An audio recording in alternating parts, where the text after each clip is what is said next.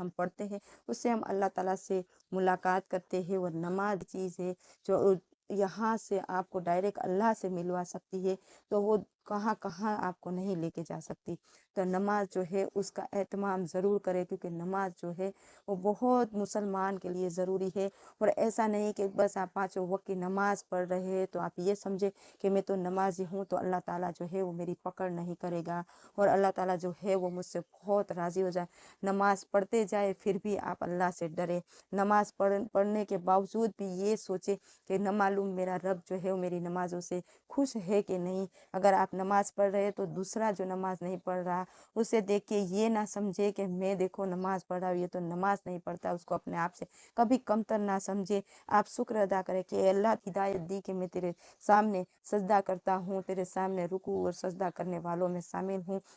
تو آپ دوسرے کے لیے بھی دعا کریں کہ اللہ اسے بھی نماز کی توفیق عطا فرما، کیونکہ جب ہم قرآن کریم کو سیکھتے ہیں سمجھتے ہیں تو قرآن کریم میں جب سورہ فاتحہ میں ہم جب کہتے ہیں کہ اہدنا الصراط المستقیم، تو ہم اپنے لیے سیدھا راستہ نہیں مانگتے، ہم جو ہے وہ ہمارے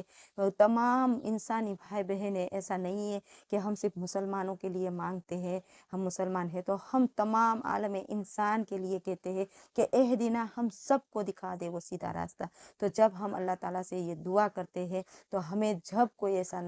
بے نمازی دکھے کہ وہ نماز نہیں پڑھ رہا ہے تو آپ ان کے لیے اللہ سے دعا کرے، اور اللہ سے اپنے لیے شکریہ ادا کرے کہ اللہ تیرا شکر ہے الحمدللہ کہ تو نے مجھے ہدایت دی ہے میرے رب، نہیں تو میری کوئی طاقت نہیں کہ میں وضو کروں اور نماز کے لیے مصلی پہ تیرے سامنے بیٹھ جاؤں، اور میں وضو کر کے اے اللہ تیری مسجد تک میں نے قرآن کریم کو سیکھنا سمجھنا اور اس کو جو ہے وہ انالیسس کرنا شروع کیا۔ اور اللہ تعالیٰ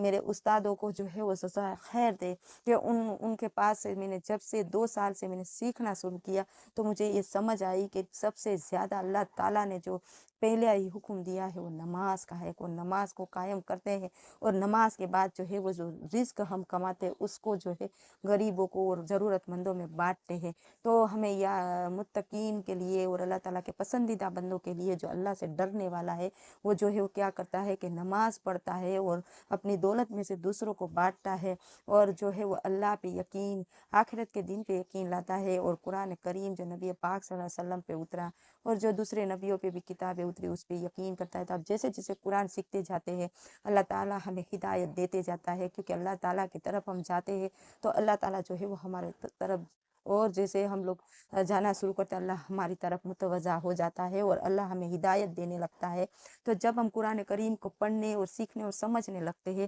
تو کیا ہوتا ہے کہ ہمیں